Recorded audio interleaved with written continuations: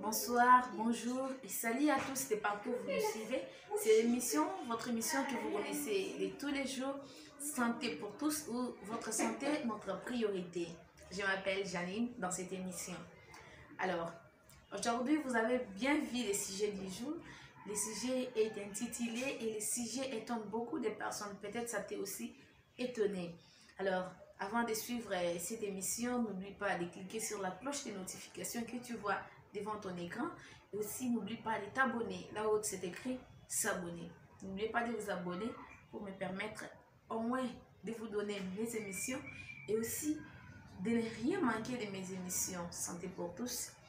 Aujourd'hui, le sujet est bien écrit et éviter et ou terminer les grossesses au nez. La plupart se posent la question, les grossesses au nez, ça veut dire quoi?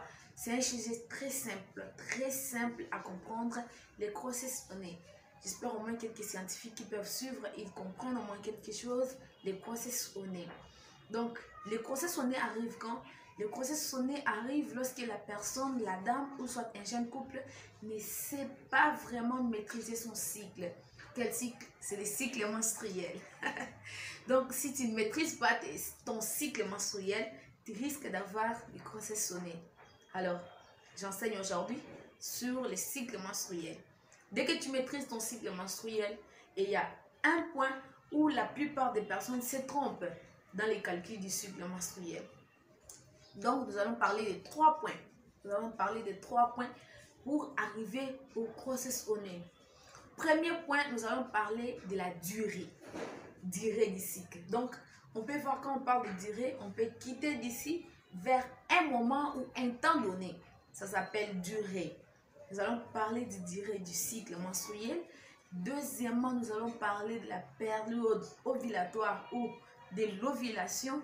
Et troisièmement, nous allons parler de la fécondité. La période de fécondité. Donc, c'est cette période-là qui nous amène à ce que nous parlons des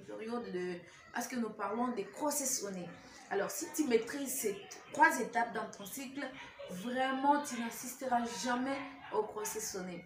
Tu maîtrises la durée de ton cycle.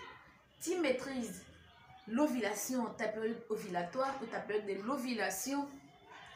Troisièmement, tu maîtrises ta période de fécondité. Si tu maîtrises ces 3 choses, je te dis fini où nous enterrons les grossesses au nez.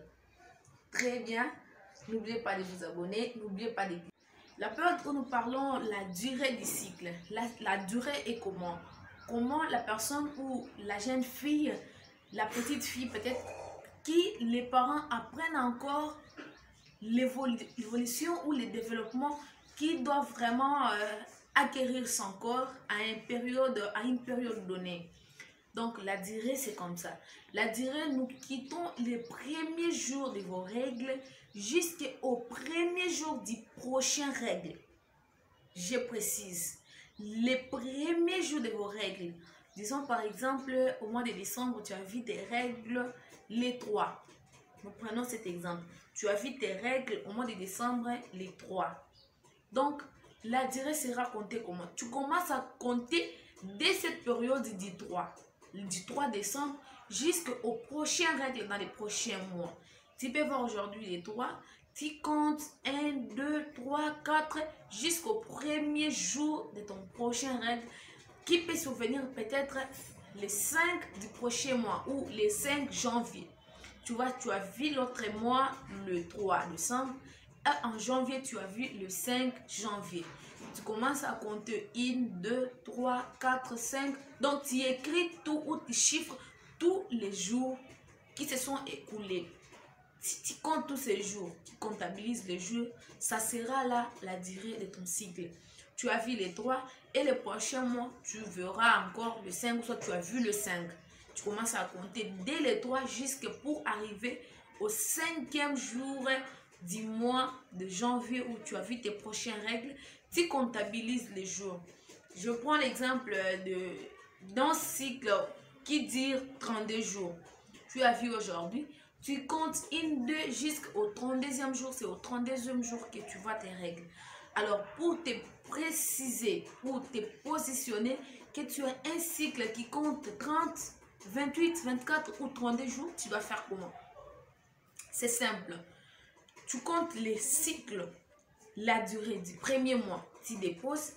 Deuxième mois que tu vas voir les règles, tu comptabilises la durée était de combien de jours, tu comptabilises, tu fais 3 jours, 3 mois successifs. Alors dans les 3 mois, tu additionnes la durée. Peut-être dans l'autre mois, tu as compté, c'était 30 jours. L'autre mois, c'était 32. Après 32 jours que tu as fait encore. L'autre mois, c'était 28 jours. Tu comptabilises de tout. Alors, tu les divises par 3 pour avoir la moyenne durée de ton cycle. Si tu maîtrises bien la durée de ton cycle, le reste du processus sera très simple et très compréhensif. Le deuxième point que je vous ai bien montré, qui parle de la période ovulatoire ou de l'ovulation. L'ovulation a certains signes qui vous montrent réellement que vous êtes pendant votre période ovulatoire. Alors, comment calculer? Peut-être si vous n'êtes pas attentif pour remarquer les signes de l'ovulation, vous pouvez en même compter les jours pour vous rassurer que non, je dois ovuler tel jour. Prenons l'exemple de la personne d'un cycle de 32 jours.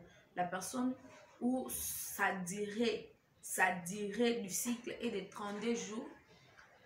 C'est comme ça. La période ovulatoire, c'est une période très simple à avoir. Donc, tu sais que dans ton cycle, tu as la durée de 32 jours. Tu prends 32 jours, tu fais moins 14. Tu prends 32 moins 14. Alors, 32 moins 14 donne combien? 32 moins 14, donc ça donne 18. 32 moins 14, ça donne 18. Et c'est le 18e jour du mois de ton cycle, c'est le jour que tu dois ovuler. Le 18e jour de ton cycle.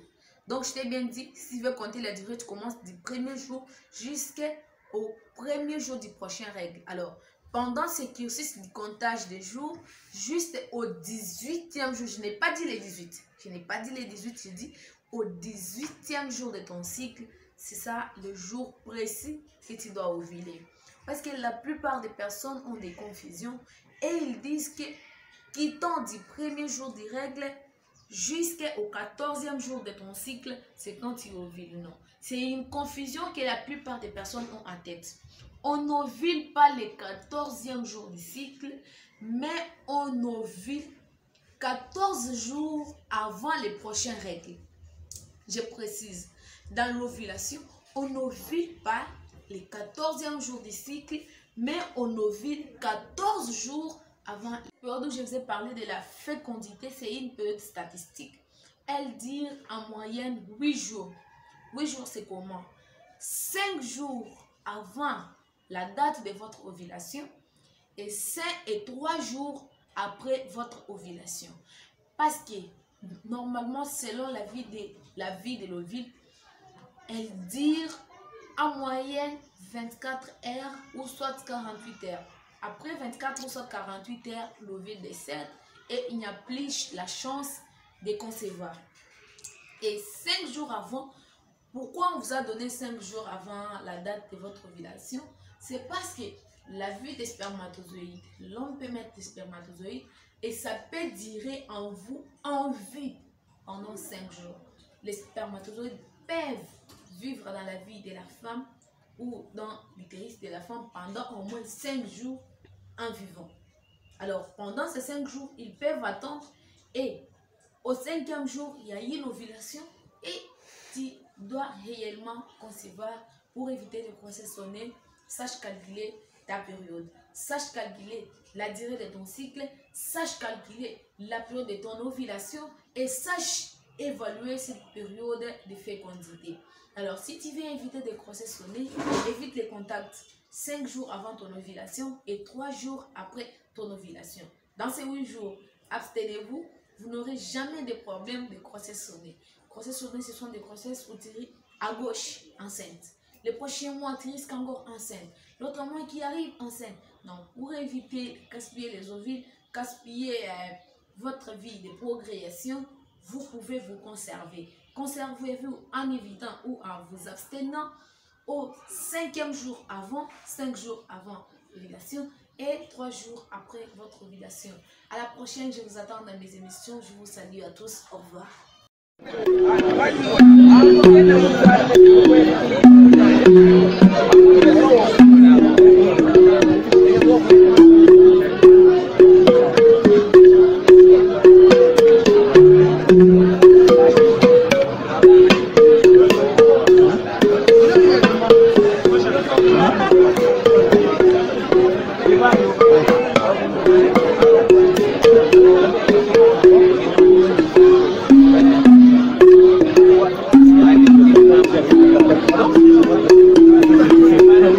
C'est la masse.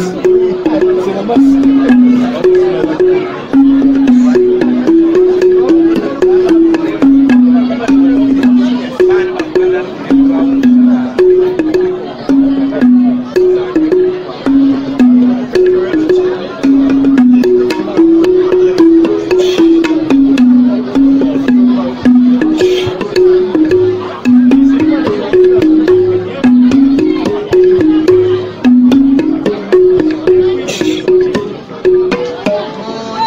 Là.